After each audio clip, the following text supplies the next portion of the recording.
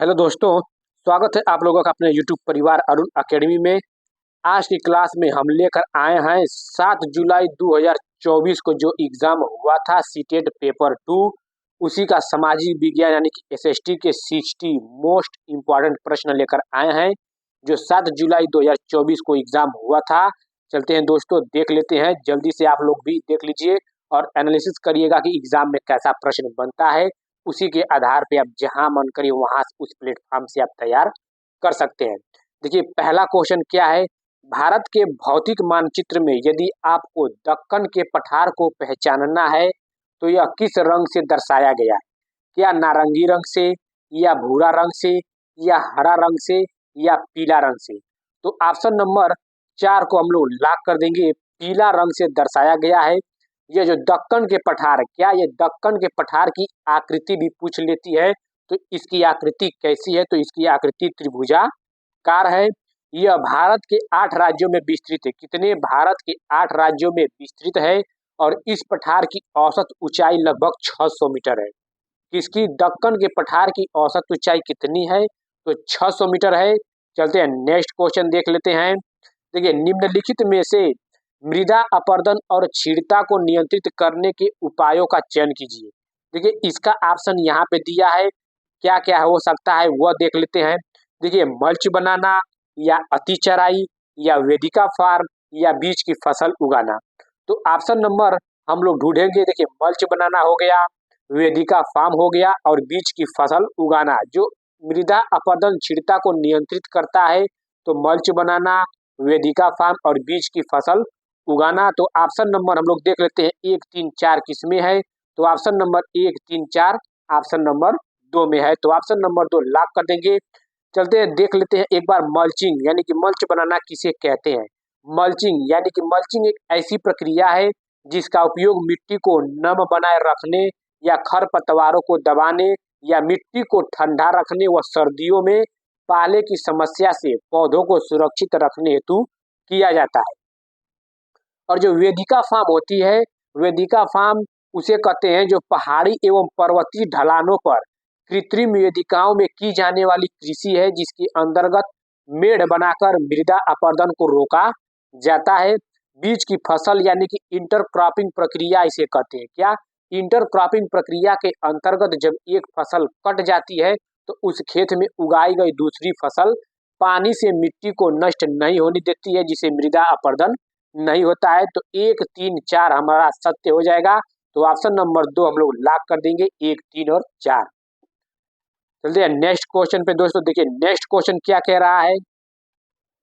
पृथ्वी की गतियों के बारे में दिए गए निम्नलिखित कथनों ए तथा बी पर विचार करें तथा सही विकल्प का चुनाव करें। देखिए, पृथ्वी का अपने अक्ष पर घूमना घूर्णन कहलाता है।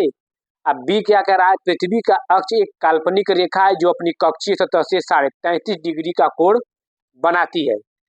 तो दोस्तों, यहाँ पे देखिए, पृथ्वी का अपने अक्ष पर घूमना घूर्णन कहलाता है। जैसे अपने अक्ष पर ऐसे से घूमेगा उसे घूर्णन कहलाता है। और किसी की परिक्रमा करता है, किसी को घुमाता है तो उसे परिक्रमण कहते हैं।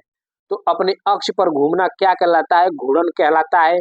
जैसे कि मान लीजिए आप मंदिर के घूम रहे हैं तो उसे परिक्रमा कहेंगे, घूर्णन नहीं कहेंगे। जैसे आप लट्टू नचा रहे हैं तो लट्टू एक ही जगह पे एक ही बिंदु पर घूमता है तो उसे ही घूर्णन कहेंगे। तो ऑप्शन नंबर ए हमारा सत्य हो जाएगा। कथन ए हमारा सत्य है। पृथ्वी का अपने अक्ष पर घूमना घूर्णन कहलाता है। और पृथ्वी का अक्ष एक काल्पनिक रेखा, ये तो बिल्कुल सत्य है, काल्पनिक रेखा है, लेकिन अपने कक्षीय सतह से 33.5 डिग्री का कोण बनाती है, बिल्कुल गलत है। क्योंकि पृथ्वी का अक्ष या धुरी वह काल्पनिक रेखा है जो उत्तरी व दक्षिणी ध्रुव को मिलाती है तथा अपनी कक्षीय तल से 66.5 डिग्री, कितनी? 66.5 डिग्री का कोण बनाती है। यह रेखा पृथ्वी के केंद्र से गुजरती है। तो यहाँ पे दिया है 33.5 डिग्री, तो यहाँ पे बी कथन गलत हो जाएगा। सिर्फ और सिर्फ ए सत्य है। तो ए हमारा किसमें है? तो केवल ए सही। ऑप्शन नंबर 1 हम लोग लॉक कर देंगे। चलते हैं नेक्स्ट क्वेश्चन पे। देखिए, अकबर ने निम्नलिखित में से किन सरदारों को वतन जागीर दिया था? ये 7 जुलाई 2024 को जो एग्जाम हुआ था वही प्रश्न लेकर आए हैं दोस्तों। बस आप लोग चैनल के माध्यम से जुड़े रहिए और बेल आइकन को प्रेस कर दीजिए जिससे आप लोग के पास सही समय पर नोटिफिकेशन मिलता रहे और हमें भी मोटिवेट मिलता रहे। तो अकबर ने निम्नलिखित में से किन सरदारों का वतन जागीर दिया था? क्या सिखों को, या मराठों को, या सिसोदिया राजपूतों को, या भारतीय मुसलमानों को? तो ऑप्शन नंबर 3 हम लोग लॉक कर देंगे, सिसोदिया राजपूतों को। किसे दिया था? सिसोदिया राजपूतों को, क्योंकि इसके अंतर्गत जागीरदार अपने क्षेत्र के प्रत्येक कर एकत्रित करते हैं तथा उन्हें मनसबदारों को देते थे। आमेर व जोधपुर के राजपूत राजाओं को वतन जागीर प्रदान की गई थी। किसे? आमेर व जोधपुर के राजपूत राजाओं को वतन जागीर सौंपी गई थी। तो ऑप्शन नंबर 3 हम लोग का लॉक हो जाएगा, सिसोदिया राजपूतों को। नेक्स्ट क्वेश्चन क्या कह रहा है? ए और बी कथन पर सर्वोच्चता के संदर्भ में विचार कीजिए और सही कथन का चयन कीजिए। देखिए, कंपनी ने दावा किया कि उसकी अधिकार सर्वोच्च नहीं था। क्या अधिकार सर्वोच्च नहीं था? ठीक है, देख लेते हैं बी क्या कह रहा है। अपने हितों की रक्षा के लिए वह भारतीय रियासतों का अधिग्रहण करने या उनको अधिग्रहण की धमकी देने का अधिकार कंपनी के अपने पास मानती थी।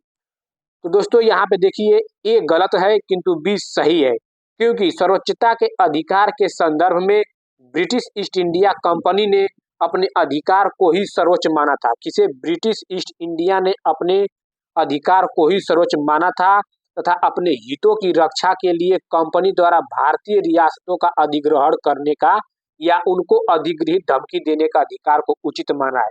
तो यहाँ पे ए गलत है, बी सत्य है। तो ऑप्शन नंबर 4 हम लोग का लॉक हो जाएगा। ए गलत है किंतु बी सही है। देखिए यहाँ पे मिलान करना है, स्तंभ फर्स्ट को स्तंभ सेकेंड से मिलान करना है। तो देखिए, भेदभाव, असमानता, रूढ़िवादिता और पूर्वधारता। तो दोस्तों यहाँ पे ए का भेदभाव, ए का किस में हो जाएगा? तो भेदभाव यानी कि ए का तीसरा में हो जाएगा। महिला को रोजगार की अनुमति नहीं है क्योंकि वह परिवार शुरू कर रही है, वह गर्भवती है, ये भेदभाव है। अब चलते हैं दोस्तों असमानता। असमानता किसमें दिया गया है? तो पहला में देखिए, समान कार्य के लिए अलग वेतन। यहाँ पे समान कार्य के लिए अलग अलग वेतन दे रहे हैं, तो असमानता की बात हो गई। तो यहाँ पे बी का पहला हो गया। रूढ़िवादिता, रूढ़िवादिता किसमें है? तो सी का 4 में हो जाएगा। लड़कियां खाना बनाने और भोजन पकाने में अच्छी है, ये किसको दर्शा रहा है? रूढ़िवादिता को दर्शा रहा है। और पूर्वधारा ग्रामवासी अंधविश्वास, जो देखिए हमारे पूर्वजों से, हमारे दादा बाबाओं के जमाने से जो अंधविश्वास चली आती है उसी को पूर्वधारणा कहते हैं। तो डी का दूसरा हो जाएगा। तो चलते हैं देख लेते हैं, ऑप्शन नंबर ए का तीसरा, बी का पहला, तो चौथा हम लोग लॉक कर देंगे। कुछ इंपॉर्टेंट फैक्ट है दोस्तों, देख लेते हैं। देखिए, असमानता, एक स्थान पर समान कार्य के लिए भिन्न वेतन असमानता के व्यवहार को इंगित करता है। पूर्व धारणा, सभी ग्रामवासी अंधविश्वासी हैं, यह पूर्व कल्पित या पूर्व धारणा को दर्शाता है। भेदभाव, महिलाओं को रोजगार या काम पर इसलिए नहीं रखा जाता है क्योंकि वह परिवार शुरू कर रही है या गर्भवती है, जो भेदभाव पूर्ण प्रथाओं को दर्शाता है। रूढ़िवादिता, लड़कियां खाना या भोजन पकाने में ही अच्छी हैं, यह धारणा रूढ़िवादिता को प्रदर्शित करती हैं। चलते हैं नेक्स्ट क्वेश्चन पे। देखिए, दिए गए कथनों ए तथा आर पर विचार कीजिए तथा सही विकल्प का चुनाव कीजिए। जो स्थान ग्रीनविच के पश्चिम में है उनका समय ग्रीनविच से पीछे रहेगा। ठीक है, बिल्कुल सत्य है। जो स्थान ग्रीनविच के पश्चिम में है उनका समय ग्रीनविच से पीछे रहेगा, ये तो कथन सत्य है। ये है क्योंकि ये ग्रीनविच से पीछे, अगर या में उत्तर से देखेंगे तो यहाँ पे पश्चिम होता है, तो ये पीछे दिया गया है, तो क्या है? पश्चिम है। आर क्या कह रहा है? पृथ्वी पूर्व से पश्चिम की ओर चक्कर लगाती है। पृथ्वी पूर्व से पश्चिम की ओर चक्कर लगाती तथा सूर्य पूर्व दिशा में जल्दी उगता है। क्या पृथ्वी पूर्व से पश्चिम की ओर लगाती है? पृथ्वी देखिए पश्चिम से पूर्व की ओर घूमने के कारण सूर्य पूर्व में पहले उगता है। किसे? पश्चिम से पूर्व। तो ऑप्शन नंबर यहाँ पे हमारा किसे लॉक करेंगे? ये तो सत्य हो गया। आर यहाँ पे हम लोग का क्या होगा? गलत हो जाएगा। तो ऑप्शन नंबर 3 हम लोग का राइट आंसर हो जाएगा।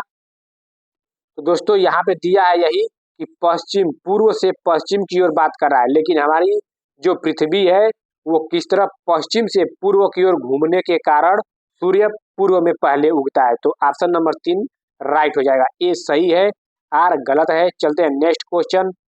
देखिए, एक बड़े आधार और पतली चोटी वाला जनसंख्या पिरामिड दर्शाता है, किसे दर्शाता है? उच्च जन्म दर, या वृद्ध आयु वर्ग में उच्च मृत्यु दर, या तुलनात्मक रूप से अधिक युवा जनसंख्या, या शिशुओं में मृत्यु की अधिक दर या संख्या। तो दोस्तों यहाँ पे ए, सी और डी सत्य हो जाएगा। उच्च जन्म दर और तुलनात्मक रूप से अधिक युवा जनसंख्या और शिशुओं में मृत्यु की अधिक दर संख्या। तो ए, सी, डी हमारा सत्य हो जाएगा। तो ऑप्शन नंबर 4 लॉक कर देंगे, ए, सी और डी। चलते हैं नेक्स्ट क्वेश्चन पे। देखिए, मोस्ट इंपॉर्टेंट प्रश्न है दोस्तों, आग्नेय शैल। देखिए, आग्नेय शैल किसे कहते हैं? इनका निर्माण पिघले हुए या द्रवित मैग्मा के ठंडा होकर जमने से होता है, जैसे ग्रेनाइट, बेसाल्ट, साइनाइट आदि। तो आग्नेय शैल ए का किसमें जाएगा? तो ए का जाएगा दोस्तों दूसरा में, यानी कि द्रवित मैग्मा किसे कहते हैं? आग्नेय शैल उसे कहते हैं जिनका निर्माण पिघले हुए या द्रवित मैग्मा के ठंडा होकर जमने से होता है। तो आग्नेय शैल द्रवित मैग्मा हो गया, यहाँ पे किसमें? ए का दूसरा में जाएगा। और अवसादी शैल किसे कहते हैं? इनका निर्माण प्रकृति के द्वारा हवा व जल के आदि के द्वारा एक स्थान से दूसरे स्थान पर पहुंचाकर जमा करने से होता है। अवसादी शैल को परतदार कहते हैं, किसे? अवसादी शैल को परतदार शैल भी कहते हैं। उदाहरण जैसे बलुआ पत्थर हुआ, चूना पत्थर, सिल्ट, एक स्थान से दूसरे स्थान तक हवा या जल आदि के द्वारा बहकर चले जाते हैं, उसे अवसादी शैल कहते हैं। तो बी का तीसरा हो जाएगा, हवा और जल आदि के द्वारा एक स्थान से दूसरे स्थान पर पहुंचाकर जमा कर दिए। कयांत्रित शैल का निर्माण कैसे होता है? इनका निर्माण उच्च ताप दाब व रासायनिक क्रियाओं के कारण आग्नेय व अवसादी शैलों के कयांतरण से होता है। इसका उदाहरण स्लेट हुआ, संगमरमर हुआ, नाइट शिस्ट हुआ। तो सी का पहला, तो ए का दूसरा, बी का तीसरा और सी का पहला। तो ऑप्शन नंबर 2 हम लोग का राइट आंसर हो जाएगा। चलते हैं नेक्स्ट क्वेश्चन पे।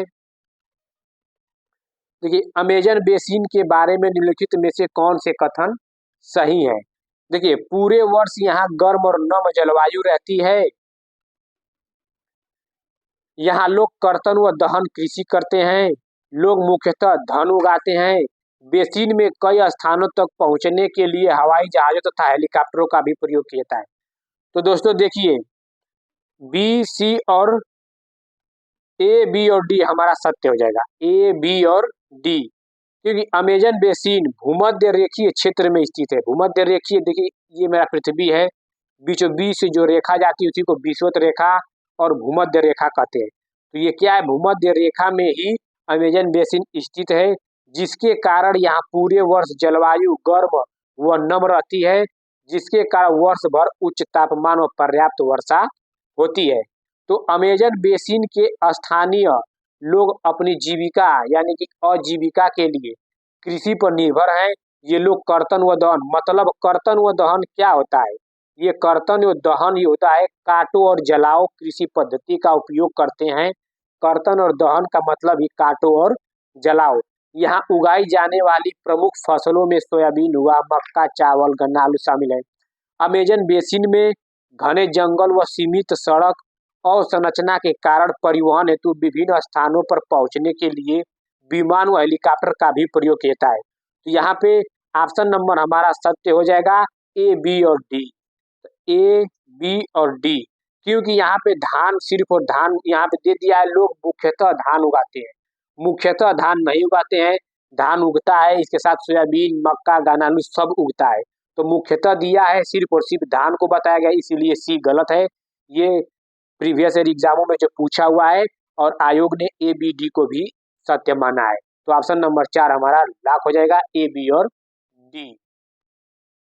चलते हैं नेक्स्ट क्वेश्चन। देखिए, लद्दाख के बारे में दिए गए निम्न कथनों पर विचार कीजिए, सही विकल्प का चुनाव कीजिए। देखिए, यहाँ पे ए, बी, सी और डी यहाँ पे हैं और कथन यहाँ पे है। तो ए और बी पहले हम लोग पढ़ लेते हैं। देखिए, लद्दाख से होकर बहुत सी नदियां बहती है।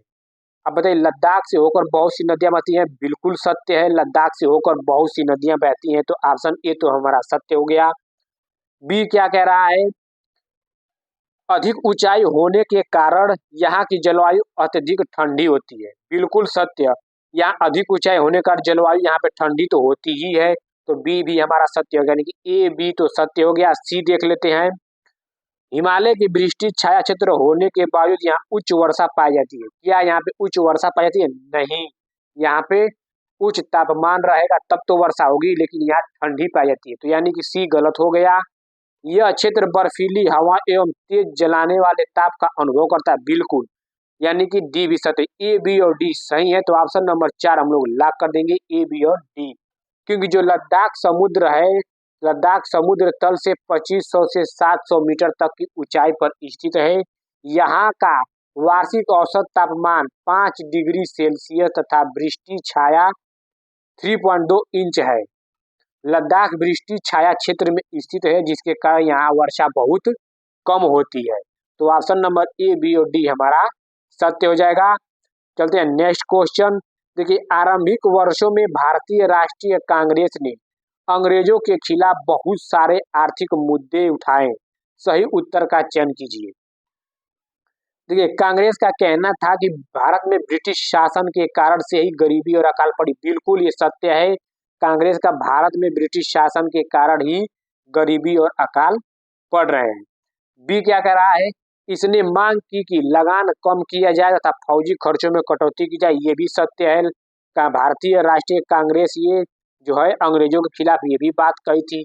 इसने सिंचाई के लिए अधिक अनुदान की मांग की, ये भी बात सत्य है। डी देख लेते हैं, इसने मनोरंजन कर के खिलाफ आवाज नहीं, मनोरंजन कर के खिलाफ आवाज नहीं उठाई, सिर्फ और सिर्फ ए बी सी हमारा सत्य हो जाएगा, तो ऑप्शन नंबर 3 लॉक कर देंगे, ए बी और सी।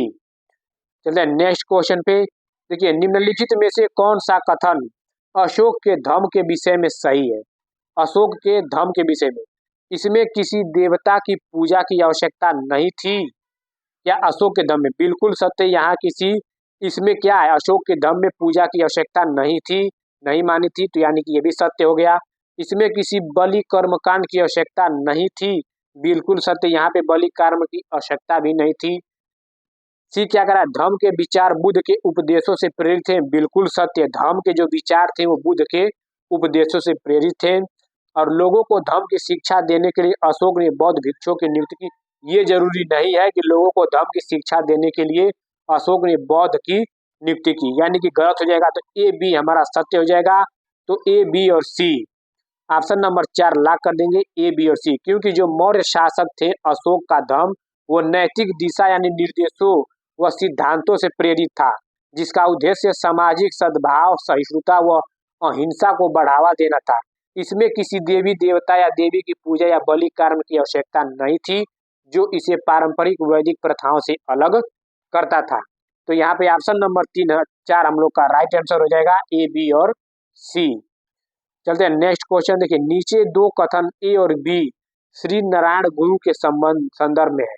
क्या श्री नारायण गुरु के संदर्भ में है? देख लेते हैं। उनके अनुसार सारी मानवता की एक ही जाति है। क्या एक ही जाति है? बिल्कुल, जो श्री नारायण गुरु है इनके अनुसार मानवता की सिर्फ एक ही जाति थी, ये भेदभाव कभी नहीं मानते थे। उन्होंने सभी को सभी गुरुओं में विश्वास रखने के लिए प्रेरित किया। देखिए, विश्वास में या गुरुओं में विश्वास रखने के लिए प्रेरित नहीं किए थे, तो बी गलत हो जाएगा। क्योंकि जो श्री नारायण गुरु थे एक दार्शनिक, आध्यात्मिक नेता व समाज सुधारक थे। वे समाज में अछूतों के प्रति यानी कि सामाजिक भेदभाव के खिलाफ थे।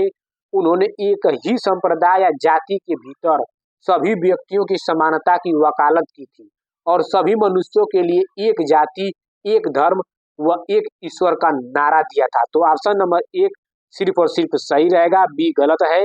ये सही है किंतु बी गलत है, क्योंकि ये समाज के लोगों के सभी गुरुओं में विश्वास रखने के लिए प्रेरित नहीं किए, बल्कि ये आत्म सुधार व तर्क संगत सोच के महत्व पर बल दिए थे। तो ऑप्शन नंबर 3 हमारा राइट आंसर हो जाएगा। ये सही है किंतु बी गलत है। नेक्स्ट क्वेश्चन देखिए क्या कह रहा है। देखिए, अतीत में व्यक्तियों वस्तुओं के संदर्भ में निम्नलिखित का मिलान कीजिए और उपयुक्त विकल्प का चुनाव कीजिए। देख लेते हैं। देखिए, बेरीगाज। बेरीगाज क्या होती है, श्रेणी क्या होती है, एरेटाइन पात्र गृहपति क्या होती है। एक बार देख लेते हैं, यहाँ पे हम इम्पोर्टेंट फैक्ट लिए हैं। देखिए, बेरीगाज गुजरात के भरूच शहर का प्राचीन नाम है, जो नर्मदा नदी के किनारे स्थित है। बेरीगाज किसे कहते हैं? बेरीगाज गुजरात के भरूच शहर का प्राचीन नाम है। एक गुजरात का भरूच शहर है, उसी का प्राचीन नाम था किसका? भरूच का। क्या नाम था? बेरीगाज, जो नर्मदा नदी के किनारे स्थित है। श्रेणियां किसे कहते हैं? प्राचीन रोमन शिल्पकारों व व्यापारियों का संघ था। जो श्रेणियां है वो प्राचीन रोमन और शिल्पकारों व व्यापारियों का संघ था। एरेटिन वेयर किसे कहते हैं? एरेटिन वेयर एक प्रकार के उत्कृष्ट रोमन मिट्टी के बर्तन थे, जो अपनी लाल चमक के लिए प्रसिद्ध थे। गृहपति, गृहस्थ या स्वतंत्र किसानों को गृहपति कहा जाता था। चलते हैं, अब ऑप्शन देख लेते हैं, बहुत ही आसान हो गया होगा। देखिए, बेरीगाज हम क्या बताएं? बेरीगाज क्या बताएं? भरूच शहर का एक पुराना नाम था, तो बेरीगाज हो गया। श्रेणियां हम क्या बताएं? श्रेणियां यानी कि बी का चौथा हो जाएगा, शिल्पकारों तथा व्यापारियों के संग।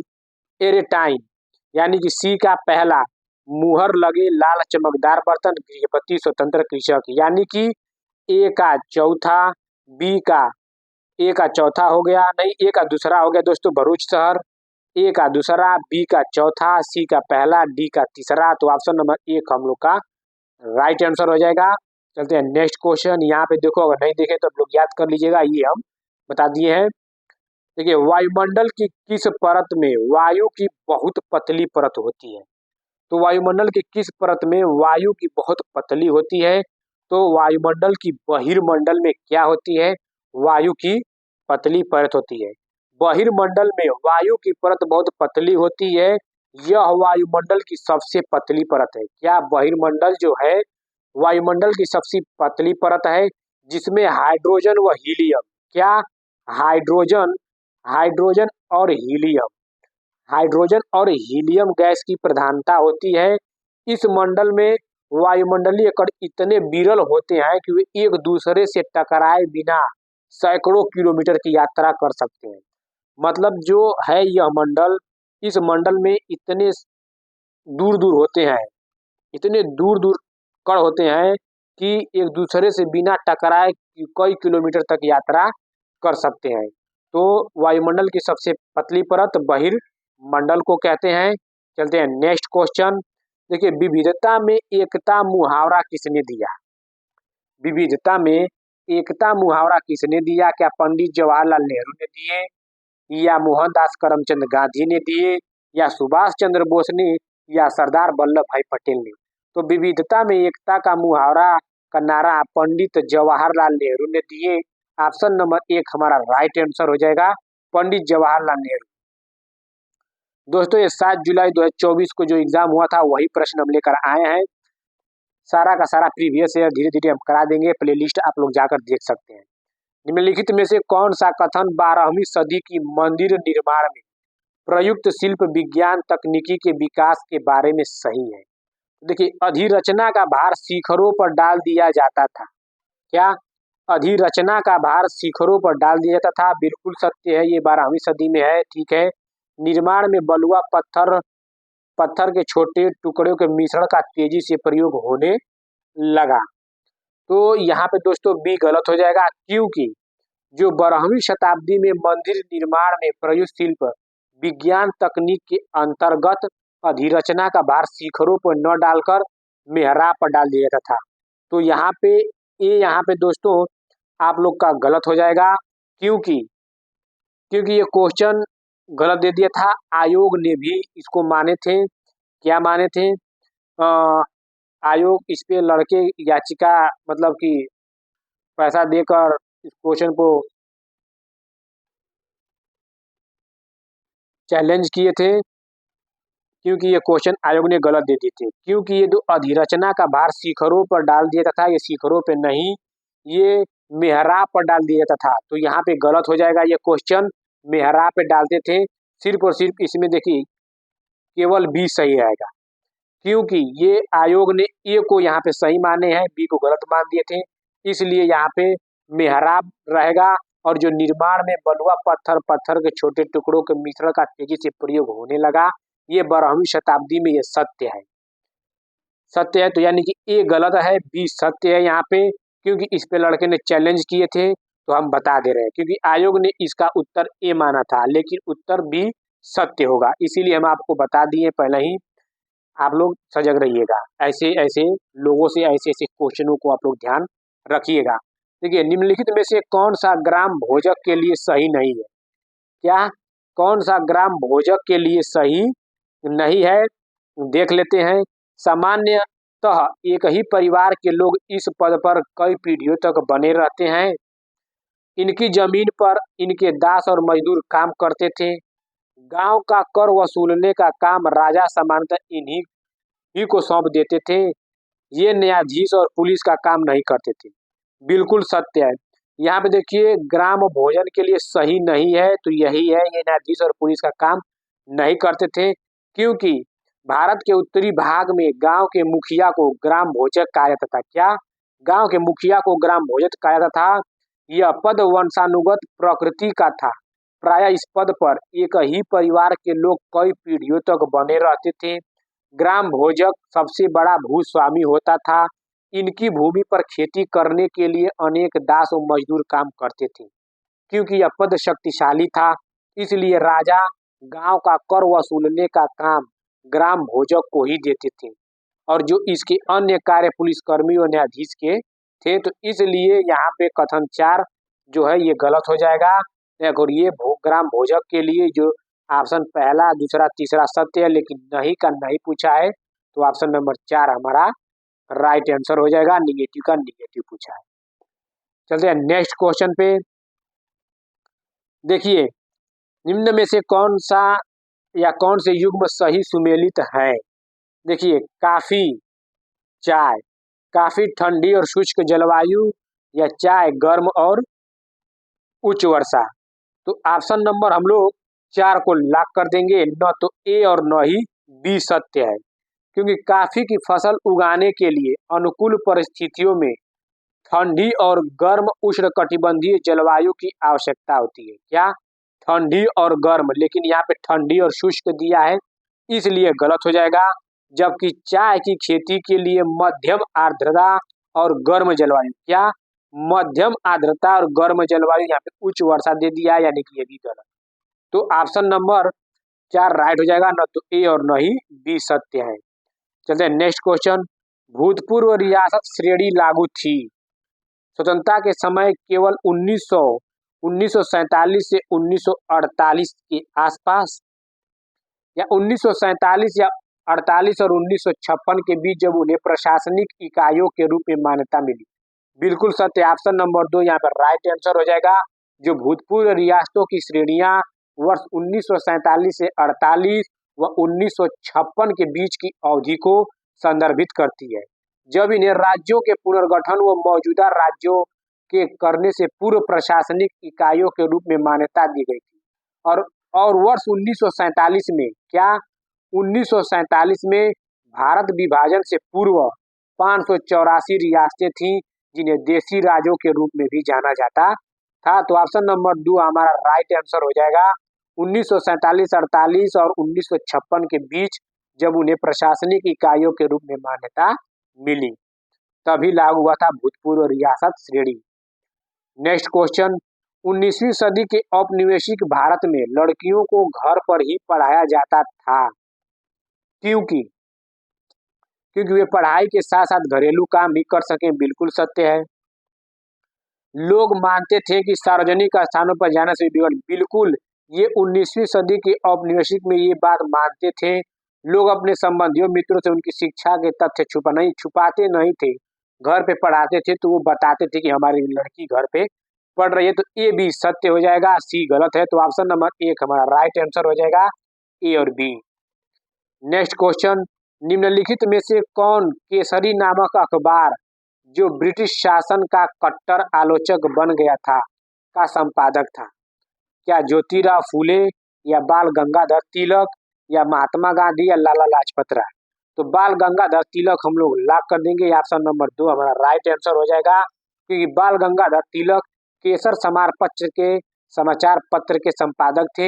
यह एक मराठी दैनिक समाचार पत्र था। क्या जो ये केसरी नामक पत्र अखबार था, यह कैसा था? मराठी दैनिक समाचार पत्र था, जिसने ब्रिटिश औपनिवेशिक शासन की आलोचना करने और राष्ट्रवादी विचारों के फैलाने में महत्वपूर्ण भूमिका निभाई थी। और इस समाचार पत्र का प्रकाशन सर्वप्रथम 1831 ईस्वी में, कब? सर्वप्रथम 1831 ईस्वी में किया हुआ था। तो ऑप्शन नंबर 2 बाल गंगाधर तिलक राइट आंसर हो जाएगा। देखिए नेक्स्ट क्वेश्चन क्या कह रहा है, निम्नलिखित में से सही जोड़ियों का मिलान कीजिए। स्थल मंडल, वायुमंडल, जलमंडल, जलमंडल, ये सब होते क्या है? तो स्थल मंडल किसे कहते हैं? जो चट्टानों एवं खनिजों से बना हुआ है उसे स्थल मंडल कहते हैं। तो ए का दूसरा हो जाएगा। और देखिए जलमंडल, जलमंडल जल के विभिन्न स्रोत यानी कि बी का तीसरा हो जाएगा। वायुमंडल यानी कि वायुमंडल किसे कहते हैं? वायुमंडल वायु की पतली परत, वायुमंडल वायु की पतली परत यानी कि सी का चौथा हो जाएगा। जैवमंडल जिसमें सभी प्रकार के पादप जीव जंतु रहते हैं। तो ऑप्शन नंबर 2 राइट हो जाएगा। ए का दूसरा, बी का तीसरा, सी का चौथा, डी का पहला। कुछ इंपॉर्टेंट फैक्ट देख लिए, फिर जब देखते हैं स्थल मंडल किसे कहते हैं। चट्टानों व खनिजों से निर्मित है, जो पृथ्वी की पपड़ी व ऊपरी परत बनाते हैं। जो जलमंडल जल के विभिन्न स्रोत जैसे महासागर, नदियां, झीलें व भूजल आदि सभी सम्मिलित हैं। वायुमंडल किसे कहते हैं? वायु की तरह पतली परत है, जिसमें जीवन के लिए आवश्यक विभिन्न गैसें सम्मिलित हैं। जैवमंडल इसमें सभी जीवित जीव जैसे पौधे, जीव जंतु व अन्य क्षेत्रों के साथ उनकी अंतःक्रिया सभी सम्मिलित है। आई होप दोस्तों समझ में आ गया होगा कि स्थल मंडल, जलमंडल, वायुमंडल और जैवमंडल। नेक्स्ट क्वेश्चन क्या कह रहा है, नीचे दो कथन ए और बी 19वीं कथनों यानी कि 19वीं शताब्दी में चमड़े का काम करने वालों के संदर्भ में। तो क्या है, पहले विश्व युद्ध के दौरान सेना के लिए जूतों की जबरदस्त मांग पैदा हो गई थी। बिल्कुल सत्य है, जो पहले विश्व युद्ध के दौरान सेना के लिए जूतों की जबरदस्त मांग पैदा हुई थी, ये कथन बिल्कुल सत्य है। और बी क्या कह रहा है, सामान्य जातियों के करीब लोगों ने इस अवसर को देखा और सेना हेतु जूते आपूर्ति के लिए तैयार हो गए। बिल्कुल सत्य है, ये भी कथन सत्य है। ए और बी दोनों सत्य है। तो ए हम लोग को ऑप्शन नंबर 1 लॉक कर देंगे। ए और बी दोनों सत्य है। नेक्स्ट क्वेश्चन, मुगल राजस्व व्यवस्था जिसमें हर फसल के लिए राजस्व दर की अलग सूची बनाई गई, उसे कहते हैं जागीर या जब्त या जात कहते हैं या इक्ता कहते हैं। तो ऑप्शन नंबर 2 हम लोग लॉक कर देंगे, जब्त कहते हैं, क्योंकि इस प्रणाली में भूमि राजस्व का मूल्यांकन व संग्रहण भूमि की माप व फसलों की उत्पादकता के आधार पर किया जाता था। यह प्रणाली मुख्यतः बिहार, लाहौर, मुल्तान, दिल्ली, अवध, मालवा, गुजरात में प्रचलित थी। जब्त, तो ऑप्शन नंबर 2 हमारा राइट आंसर हो जाएगा। चलते हैं नेक्स्ट क्वेश्चन। देखिए सरकार ने ऐसे कानून पारित किए हैं जिसने उन संगठनों में बालवाड़ी क्रेच सुविधा यानी कि अनिवार्य किया है जहां महिला कर्मचारियों की संख्या से अधिक है। तो महिला कर्मचारियों की संख्या से कितनी अधिक है दोस्तों? क्या 10, 15, 25 या 30? तो ऑप्शन नंबर 4 हम लोग लॉक कर देंगे 30, यानी कि कितने? सरकार ने ऐसे कानून पारित किया जिसके तहत 30 से अधिक महिलाएं कर्मचारियों वाले संगठनों के लिए बालवाड़ी यानी कि क्रेच सुविधा प्रदान करना अनिवार्य है। क्रेच सुविधा के तहत कामकाजी महिलाओं के बच्चों यानी कि 6 माह से 6 वर्ष तक की आयु तक को दिन भर देखभाल की सुविधा प्रदान की जाती है। तो ऑप्शन नंबर 4 राइट आंसर हो जाएगा 30। चलते हैं नेक्स्ट क्वेश्चन। पृथ्वी की शैलें वे शैलें जो पृथ्वी के निर्माण के 30 करोड़ वर्ष पश्चात बने हैं। कितना? 30 करोड़ वर्ष पश्चात बने हैं दोस्तों। तो यहाँ पे ऑप्शन नंबर क्या विश्व की नवीनतम शैलें मानी जाती है या पश्चिमी ऑस्ट्रेलिया में? बिल्कुल, जो 30 करोड़ वर्ष पश्चात बने हैं वो पश्चिमी ऑस्ट्रेलिया में स्थित है। कहाँ स्थित है? पश्चिमी ऑस्ट्रेलिया पश्चिमी में स्थित है। विश्व की प्राचीनतम शैलें यानी कि चट्टानें पश्चिमी ऑस्ट्रेलिया में स्थित है। इनका नाम जैक हिल्स है। क्या? इनका नाम जैक हिल्स है, जो पृथ्वी की सर्वाधिक पुरानी चट्टानों में से एक है। इनका निर्माण दोस्तों 4.3 अरब वर्ष पहले हुआ था, जो पृथ्वी के निर्माण के 30 करोड़ वर्ष पश्चात बने। सोचिए 4.3 अरब वर्ष पहले ही हुआ था, तो अब जाके पृथ्वी के निर्माण के पश्चात 30 करोड़ पश्चात बने। तो ऑप्शन नंबर 2 राइट हो जाएगा। कहाँ है यह? पश्चिमी ऑस्ट्रेलिया में स्थित है। नेक्स्ट क्वेश्चन क्या कह रहा है? इतिहास की गुड़ लिपि का अर्थ निकालने या लिखने में पुरातत्वविद एक महत्वपूर्ण भूमिका निभाते हैं। निम्नलिखित में से उनके काम की प्रकृति के बारे में कौन सा सही नहीं है? जो इतिहास के पुरातत्वविद है, पुरातत्वविद क्या क्या करते हैं वही है, और इसमें से पुरातत्वविद के बारे में जो गलत है वही पूछा है कि कौन सा नहीं है। देख लेते हैं। भवनों, चित्रों एवं मूर्तियों के अवशेषों का ध्यान रखना। क्या? भवनों व चित्रों व मूर्तियों के अवशेषों का ध्यान रखना, बिल्कुल ये पुरातत्वविद का काम है। औजारों, हथियारों, बर्तनों, पेन आदि की प्राप्ति के लिए छानबीन और खुदाई करना, ये भी पुरातत्वविद का काम है। और जानवरों, पक्षियों, मछलियों की हड्डियां ढूंढना, ये भी सत्य है। लिखित सामग्री, लेखों की जांच करना, ये पुरातत्वविद का काम नहीं है। तो नहीं का नहीं पूछा है, तो ऑप्शन नंबर 4 लॉक कर देंगे, क्योंकि यह इतिहासकार का कार्य होता है। जो लिखित सामग्री और लेख होते हैं ये इतिहासकारों का काम है, ना कि पुरातत्वविद का। चलते हैं नेक्स्ट क्वेश्चन। सामाजिक विज्ञान में परियोजना पद्धति में शामिल है। देखिए सामाजिक विज्ञान में परियोजना पद्धति में क्या शामिल है? गतिविधि, चर्चा, प्रयोग या वर्णन। तो गतिविधि शामिल है, चर्चा भी शामिल है और प्रयोग भी शामिल है, वर्णन नहीं शामिल है। तो ए बी सी हमारा लॉक हो जाएगा। ऑप्शन नंबर 1 ए बी और सी। सामाजिक विज्ञान में परियोजना पद्धति में गतिविधि, चर्चा, प्रयोग, क्योंकि अनेक प्रकार की एक्टिविटी करेंगे, चर्चा करवाएंगे, प्रयोग करेंगे, वर्णन से कोई मतलब लेना देना नहीं है। तो ए बी सी हमारा सत्य हो जाएगा। नैदानिक मूल्यांकन का प्रयोजन उद्देश्य है। क्या? नैदानिक मूल्यांकन का प्रयोजन उद्देश्य है विद्यार्थियों के लक्षणों के बारे में सूचना प्राप्त करना, बिल्कुल सत्य है। नैदानिक मूल्यांकन प्रयोजन का उद्देश्य है कि विद्यार्थियों के लक्षणों के बारे में सूचना प्राप्त करना, विद्यार्थियों के पूर्व ज्ञान के बारे में जानना, बिल्कुल सत्य है। विद्यार्थियों के पूर्व ज्ञान के बारे में जानेंगे तभी तो नैदानिक मूल्यांकन करेंगे। विद्यार्थियों को श्रेणियों में कभी भी विद्यार्थियों को वर्गीकृत नहीं करना है, संपूर्ण पेडागोजी में बताए हैं। विद्यार्थियों को आंकना, कभी भी विद्यार्थियों को आंकना भी नहीं है, तो सी डी गलत हो जाएगा।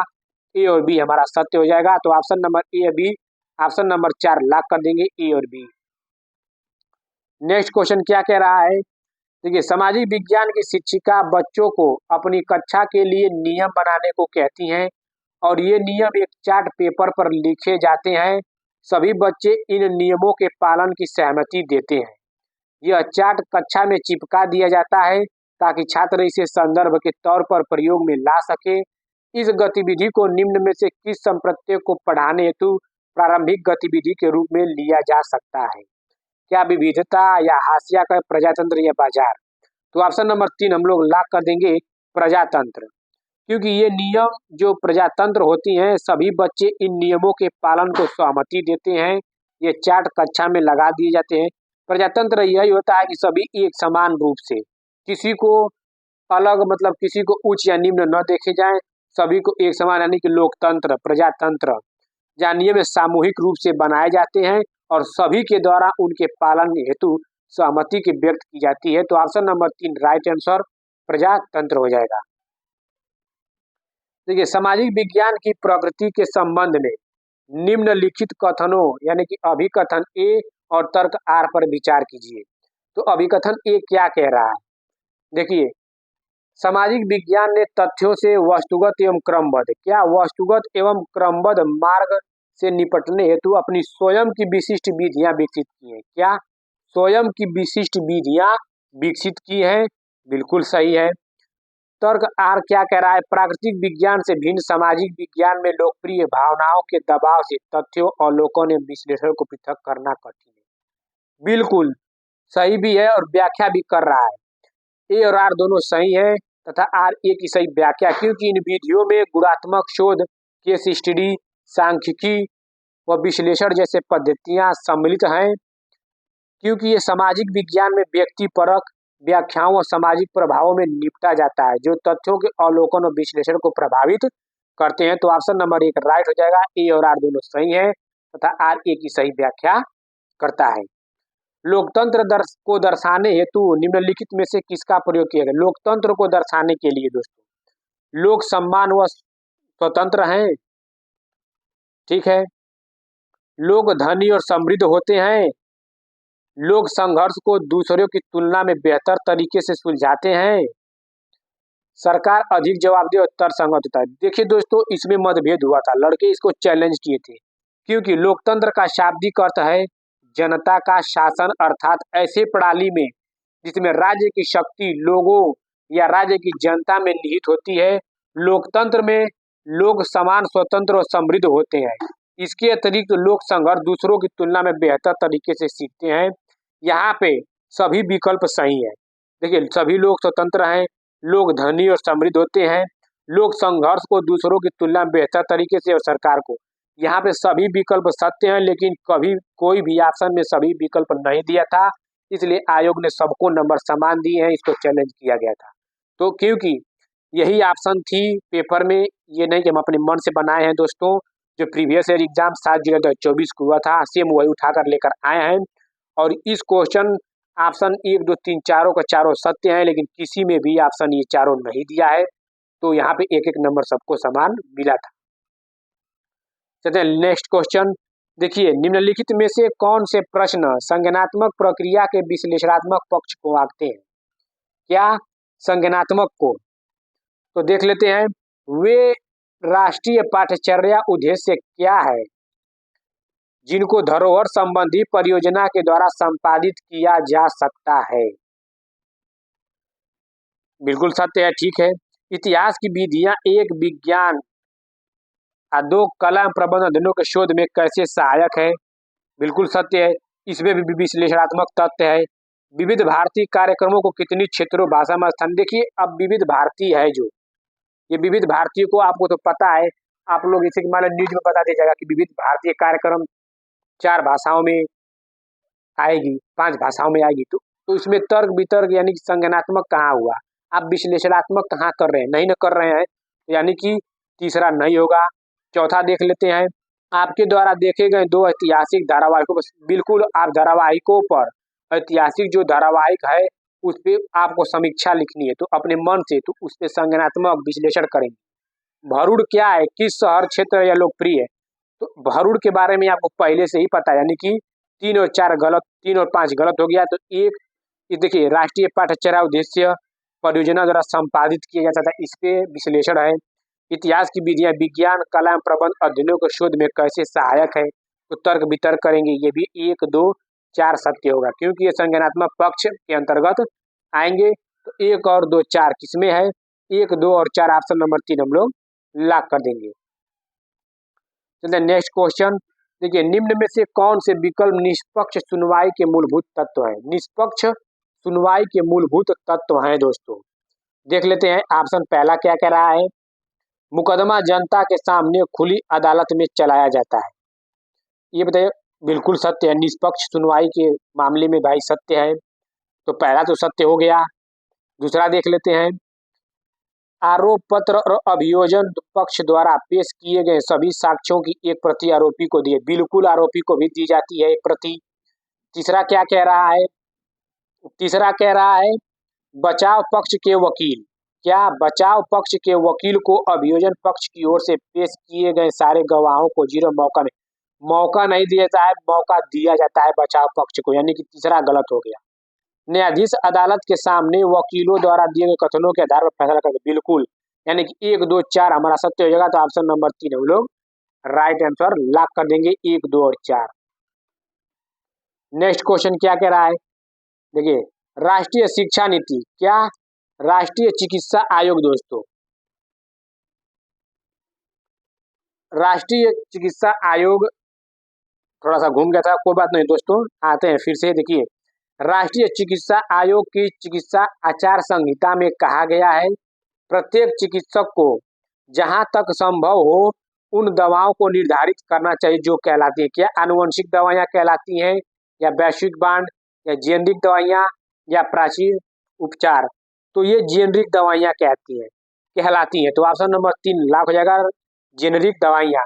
क्योंकि जो राष्ट्रीय चिकित्सा आयोग की चिकित्सा आचार संहिता में चिकित्सकों को यथासंभव जेनरिक दवाइयाँ लिखने के लिए कहा गया है, ताकि यह सुनिश्चित किया जा सके कि दवाएं व्यापक जनसंख्या के लिए सस्ती व सुलभ हो सकी। तो ऑप्शन नंबर 3 राइट आंसर हो जाएगा, जेनरिक दवाइयाँ।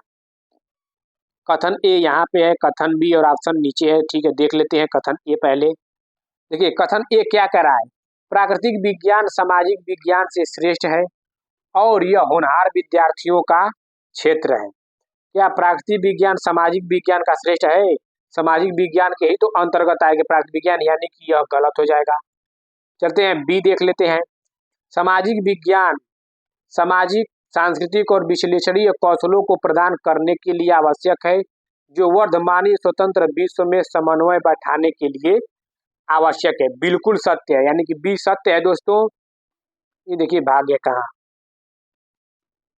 बी दोस्तों सत्य है, यानी कि ए असत्य है। तो ऑप्शन नंबर 4 हम लोग का लॉक हो जाएगा, ए असत्य है किंतु बी सत्य है। चलते हैं नेक्स्ट क्वेश्चन। देखिए भेदभाव भेदभाव विषय पर चर्चा करने के लिए निम्नलिखित में से कौन सा संसाधन प्रासंगिक है? भेदभाव विषय पर चर्चा करने के लिए कौन सा संसाधन प्रासंगिक है? अशोक के अभिलेखों की लिपि, मानवाधिकारों की वैश्विक घोषणा, या भीमराव अम्बेडकर के भारत लौटने के पश्चात रहने हेतु स्थान ढूंढना। बिल्कुल ऑप्शन नंबर 3 लॉक हो जाएगा, डॉक्टर भीमराव अम्बेडकर के भारत लौटने के पश्चात रहने हेतु स्थान ढूंढने के अनुभवों का वृतांत, वृतांत यानी कि वर्णन, भेदभाव के विषय पे चर्चा करने के हेतु प्रासंगिक साधन है। तो ऑप्शन नंबर 3 राइट आंसर हो जाएगा। नेक्स्ट क्वेश्चन क्या कह रहा है, देखिए नीचे दिए गए कालमों को उपयुक्त में मिलान करें। देखिए चर्चा क्या होता है, अवलोकन क्या होता है, नियामक सरोकार, स्पष्टीकरण। तो चर्चा को हम लोग देखिए ऑप्शन नंबर 4 सुनना, राय व्यक्त करना और दूसरों से पता लगाना, ये क्या है, चर्चा होता है। और देखिए रिपोर्टिंग, वर्णन, चित्र पठन और आरेखण क्या होता है, ये अवलोकन। यानी कि ए का चौथा, बी का तीसरा और सी का नियामक सरोकार यानी कि दूसरा। तार्किक संबंध बनाना, स्पष्टीकरण विभिन्न, यानी कि डी का पहला हो जाएगा। तो ऑप्शन नंबर हम लोग चौथा तीसरा लॉक कर देंगे, ए का चौथा, बी का तीसरा, सी का दूसरा और डी का पहला। चलते हैं दोस्तों नेक्स्ट क्वेश्चन। देखिए लता सुबह 5 बजे चाय बेचती हैं, उसके बाद वह बहुत दूर कुएं से पानी ढोकर लाती हैं। घर पहुंचने के बाद वह खाना बनाती हैं, कपड़े धोती हैं, घर की सफाई करती हैं, झाड़ू पोछा करती हैं। उसके पश्चात वो अपनी चाय की दुकान के लिए सामान खरीद कर लाती हैं। इन सब कार्यों को कहा जा सकता है देखभाल कार्य, दोहरा बोझ या गृह कार्य, भुगतान कार्य। तो इसे दोहरा बोझ के रूप में जाना जाएगा। तो ऑप्शन नंबर 2 हमारा लॉक हो जाएगा, दोहरा बोझ।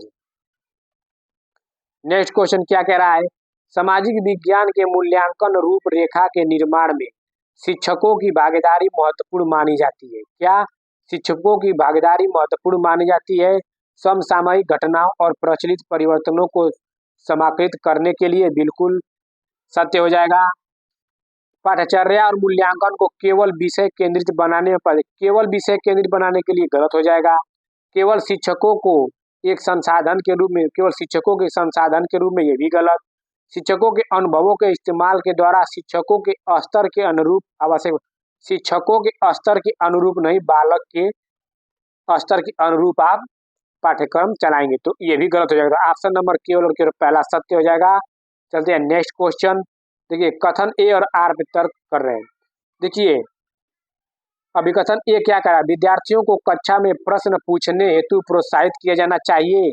बिल्कुल सत्य है, विद्यार्थियों को कक्षा में प्रश्न पूछने के लिए प्रोत्साहित करना चाहिए। अभी कथन ए सत्य हो गया। तर्क आर क्या कह रहा है, यह अंतर्मुखी विद्यार्थियों को खुलने में सहायता करेगा। तो ए और आर दोनों सही है, आर ए की सही व्याख्या भी कर रहा है, तो तर्क आर भी सही हो गया। ऑप्शन नंबर ए और आर दोनों सही है तथा आर ए की सही व्याख्या कर रहा है। अभी कथन ए क्या कह रहा है, नैतिक मूल्य पढ़ाए भी जा सकते हैं। क्या नैतिक मूल्य भी पढ़ाए जा सकते हैं? ठीक है, नैतिक मूल्य भी पढ़ा जा सकता है, बिल्कुल सत्य है। सामाजिक विज्ञान वह विषय है जिसमें सभी आधार मूल्य पढ़ा, बिल्कुल सत्य है। दोनों सत्य है लेकिन अलग अलग है, व्याख्या एक दूसरे का नहीं कर रहा है, तो ऑप्शन नंबर 2 लाख हो जाएगा। ए और आर दोनों सत्य हैं, आर ए की सही व्याख्या नहीं कर रहा है, क्योंकि वास्तव में सामाजिक अध्ययन नैतिक मूल्यों को पढ़ाने का साधन हो सकता है, लेकिन केवल एकमात्र साधन के रूप में निर्भर नहीं करता है, तो इसीलिए व्याख्या नहीं कर रहा है, यानी कि दोनों सत्य हैं। नेक्स्ट क्वेश्चन चलते हैं।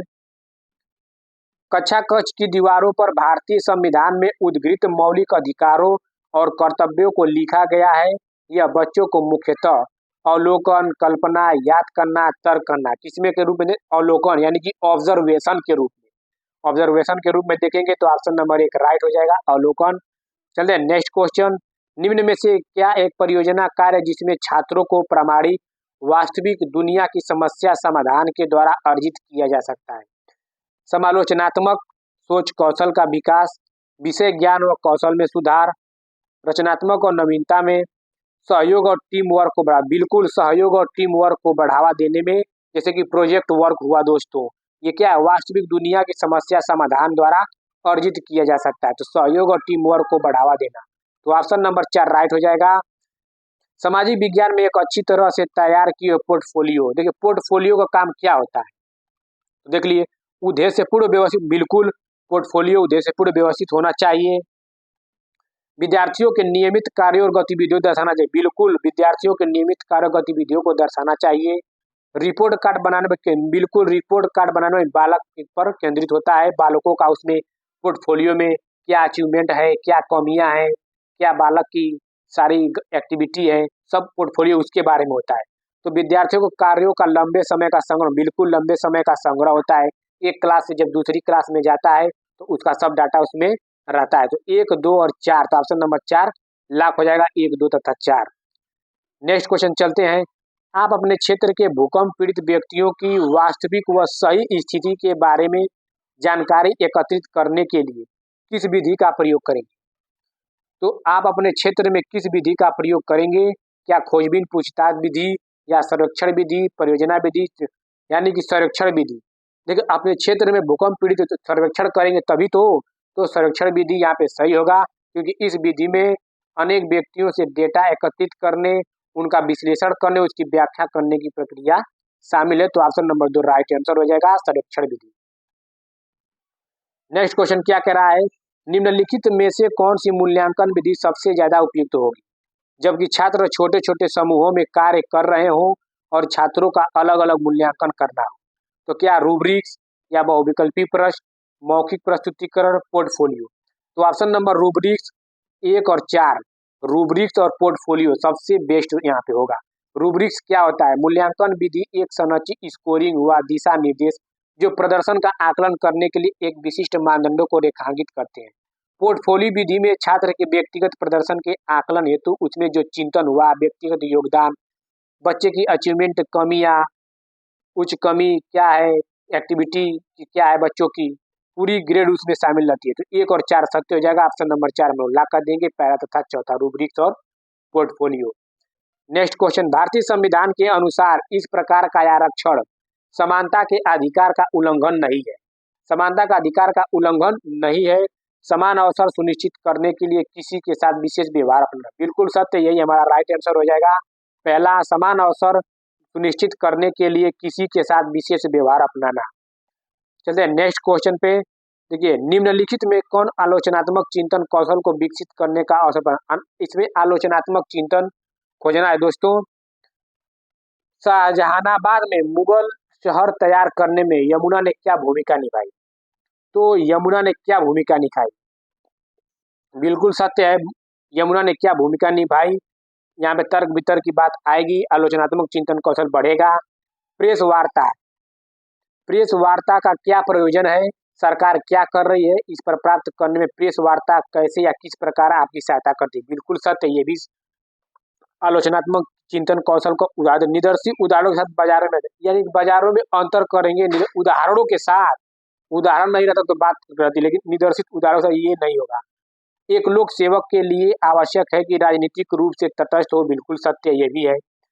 जल की उपलब्धता बस्ती प्रतिरूप को प्रभावित करने का एक मुख्य कारक है। चर्चा करें, चर्चा भी आगे से, यानी कि 1 2 4 5, ऑप्शन नंबर 3 हमारा राइट आंसर, 1 2 4 और 5। चलते हैं नेक्स्ट क्वेश्चन। ग्रामीण भारत में एक बड़ी संख्या में जो लोग भूमिहीन हैं जबकि उनकी जीविका का मुख्य स्रोत कृषि है, कहलाते हैं, तो क्या कहलाते हैं? वही देखते हैं। सीमांत कृषि कहलाते हैं, प्रवासी मजदूर, कृषि मजदूर, छोटे किसान। तो 2 और 3 यानी कि प्रवासी मजदूर और कृषि मजदूर कहलाते हैं, तो ऑप्शन नंबर 2 राइट हो जाएगा, प्रवासी श्रमिक मजदूर और कृषि मजदूर। चलते हैं नेक्स्ट क्वेश्चन पे।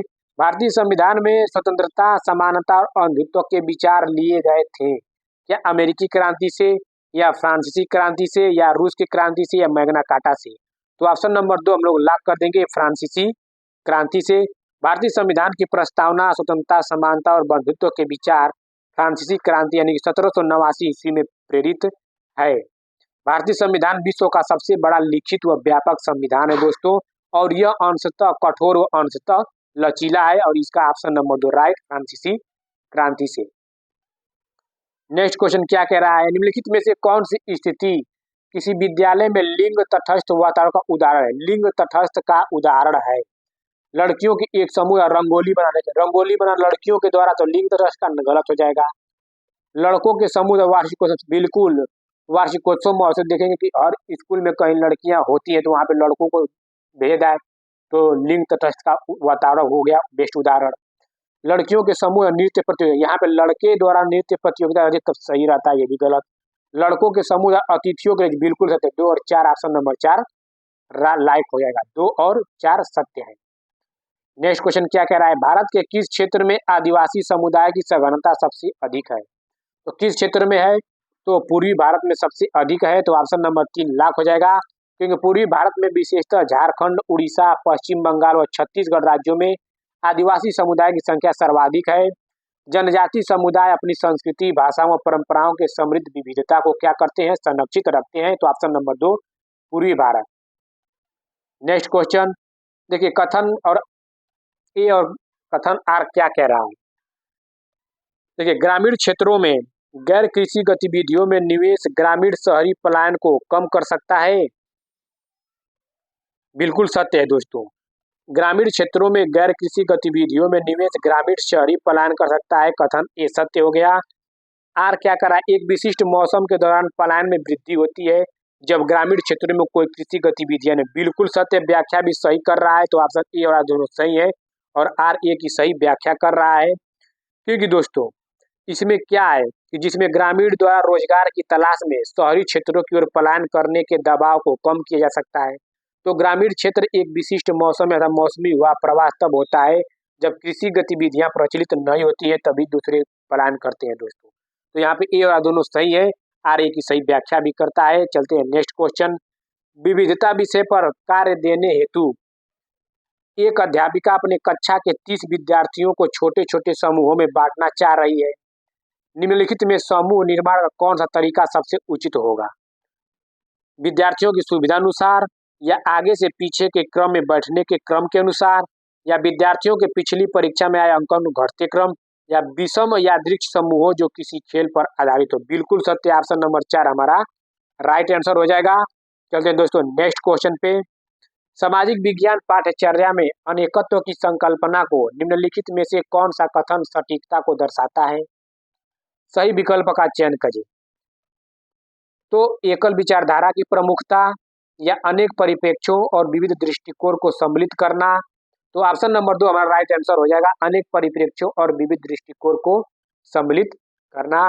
चलते हैं नेक्स्ट क्वेश्चन।